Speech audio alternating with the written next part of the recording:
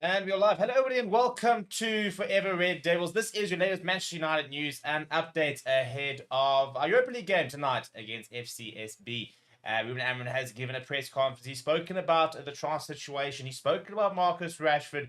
We could be having an announcement in the next day or two for Patrick Dorgu, and a potential move for Matthias Tel has been confirmed by David Ornstein. So very, very exciting times. Hopefully for the club, and hoping that this time tomorrow will be sitting with a win in the bag, a place in the top and 8 and the round of 16 of the Europa League, and maybe even a signing coming up this weekend. So all of that and more coming up on the show. If you're new to the channel, make sure you subscribe, as well as smash a like on the video as well.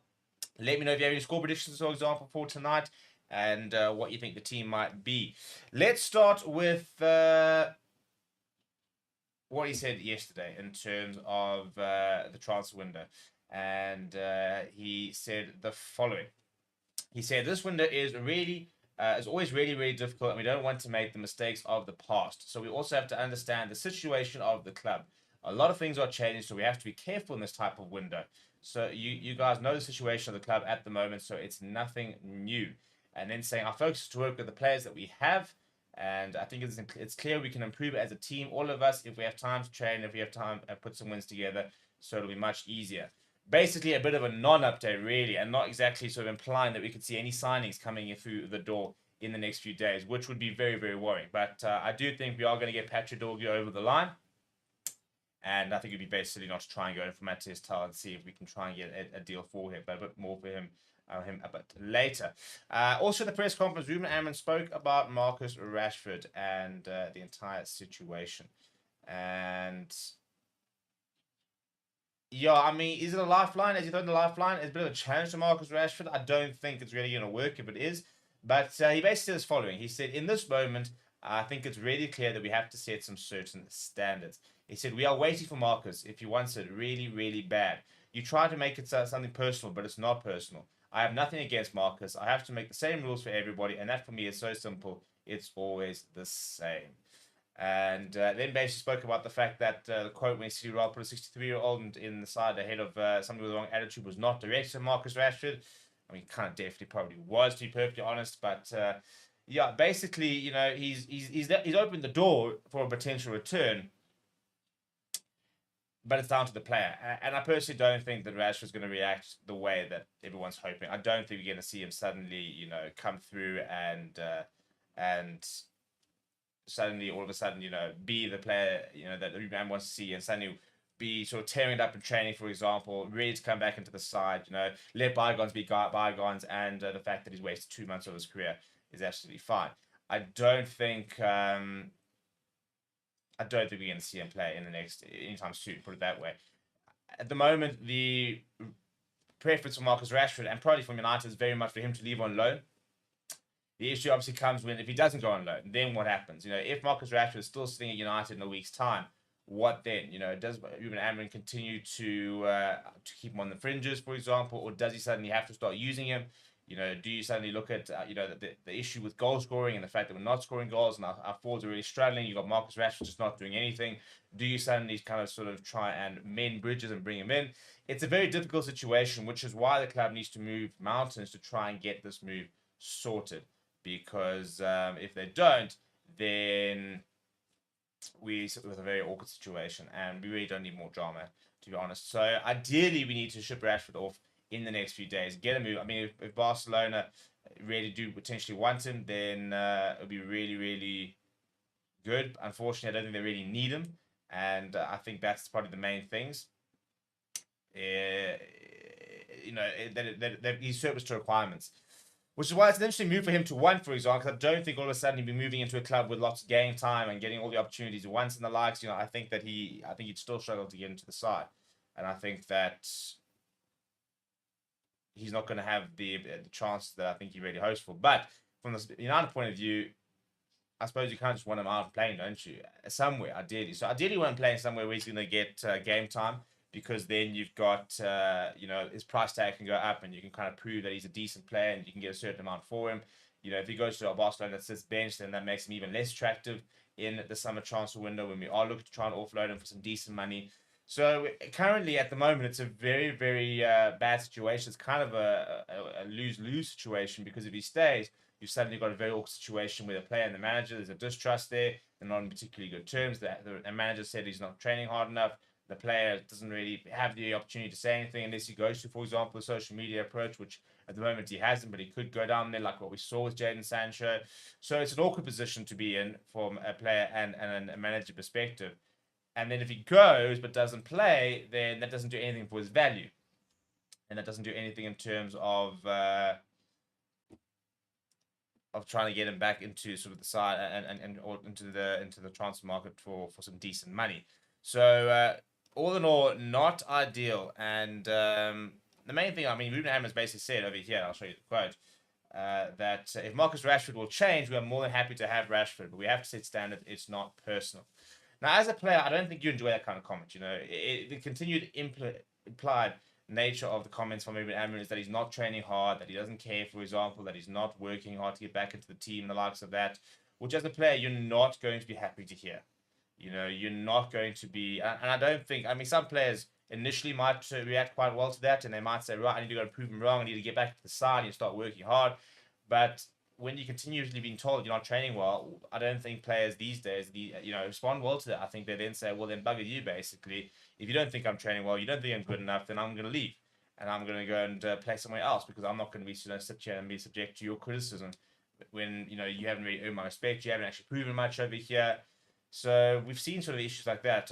Yesterday I was watching the interview between Danny Rose and Jose Mourinho, or the conversation they had during that All or Nothing documentary, and the fact that Danny Rose said, he's not getting opportunities, he's not getting play, and Mourinho said, well, you play, you were particularly good and stuff like that, and they had a massive fallout. And at the end of the day, you look at what happened to Danny Rose after that, things didn't end well. So this is it's a massive opportunity for Marcus Rashford in his career, well, massive crossroads in his career, and very interested to see which way he goes. He can try and get a move away and try and prove himself that he's good enough, that he's going to train hard enough, and likes of that.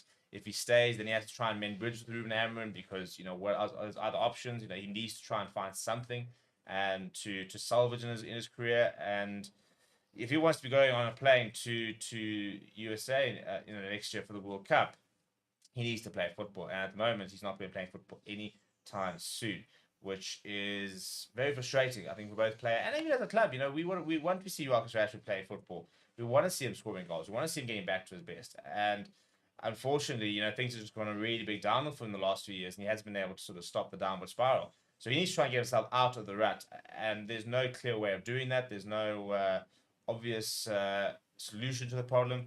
So it's gonna be a long, hard road for him to get back to where his career should be. And at 27 years old, he's now entering the time where he should be playing his best football, and he's not playing football at all. So for someone who was so talented and came through and changed the game at such a young age, he's just not kicked on ever. And now he needs to sort of make a decision about what he's going to do with his future. Speaking of futures, the future of Matthias Tel is very much on everyone's lips at the moment. So Bayern Munich have confirmed that he wants to leave the club. And a couple of Premier League sides are interested, including Chelsea, Arsenal, and obviously United. Apparently, he's quite apprehensive about the move to Chelsea, given the fact that there's a lot of competition up front. And playing time is his worry. That's why he wants to leave Bayern Munich. He got 41 appearances last season. I think he's limited to about 12 or 13 this season, and very much often off the bench. So he gave an interview and said he doesn't know if he's going to leave or stay, but director of football Bayern Munich has said that he does want to go, and we'll have to wait and see basically what happens. So Arsenal apparently launched a bid for Ollie Watkins yesterday, so it seems to be quite clear that their a target is not Tel right now. I don't think any Watkins in January. I mean, first of all, you look what he's doing at Villa. You look at the fact that Villa not qualified for the next round of the Champions League. Why would you leave? You're in the round of 16 in Champions League. Why would you leave right now in January? Maybe in the summer, if a really big bid comes in, and Arsenal, I think they put in 60 mil. I mean, no. I mean, if you're Villa, you got 100 mil for Grealish. You can get a lot more than 60 mil for Ollie Watkins. And be interested to see if Arsenal go in with another bid. So Matthias Tel to United makes the most sense. We've got two underperforming forwards. We're looking to offload Rashford, potentially selling Garnacho as well. So there's space in the team. There's opportunities for him. And Ruben Amorim at the moment is rotating a lot. So there's even more opportunities, because he will be playing off the bench starting one game. And he probably will get a lot more game time in the next few months at United than he will at Bayern Munich. The question is, loan deal, permanent deal. I would love to see him on loan. I would love United to go in and, even if you have to pay a small loan fee, bring him in on loan, see what he can do for 6 months, and let's go from there. I'll be hesitant to go into a permanent deal, because we don't know if he's going to be able to sort of, work in the system. You don't know whether he's going to be worth whatever we pay for him. And as Ruben Amorim says, we need to be careful about making the same mistakes we did in the past. Now, I don't think he's quite the same mistake, especially depends on what kind of price you're looking at for him, because he fits the profile. We're not signing a superstar in his late 20s at 80, 90 million pounds, and then he's just not really sort of kicking on. We're looking at a young teenage player, for example, very much one for the future. But also at the same time, I think sometimes United struggles, I think, are partly because we only sort of seem to be planning for the future. We've only got these sort of young players coming through. I do think we need a couple of older heads to start sort of guiding and try and make it more competitive now. But again, he could be a player that can come and do well, and if he does leave in a few years' time, can hopefully leave for decent money. And you don't want to be known as a selling club, but we've got to get better at selling. We've got to be willing to make the big moves where we can sell some of our best players and be able to recruit well to be able to aptly replace them. Because at the moment, we spend massive transfer fees on players, they leave on next to nothing, and it's really caught up to us from a financial fair play point of view, because we've not been able to bring in the same sort of money, and we've not been able to get our players to on these big signings to work, and then we have to go back into the market and we're spending with very little money coming in from sales, and it's just not really financially viable, and financial fair play is going to catch up to us. It's already catching up to us. It's already come out and basically said we can't go that big in the transfer window because of the spending in the past, and that's why ticket prices, for example, are going up. We've got a new stadium to potentially pay for. That's going to be well over £1 billion. So we've got massive investment to come, and players and the club are just kind of bleeding money. So not ideal, but that's why he presents an interesting option. He's a loan deal as opposed to going and spending like 70, 80 million pounds on like a Djokovic, which he still might do in the summer. But could hopefully be a nice sort of stopgap. And we've had some nice stopgaps actually. Think of Igalo, for example, who came in for that time. We've had some interesting strikers coming in throughout the years. Wout Weghorst, for example, as well. So it wasn't really the first time we bring in a forward, but a very different profile. Very exciting talent, playing at a top team. Maybe not playing as much as he wants to, but he offers a very interesting prospect. So I wouldn't mind us having a go and seeing what he's all about.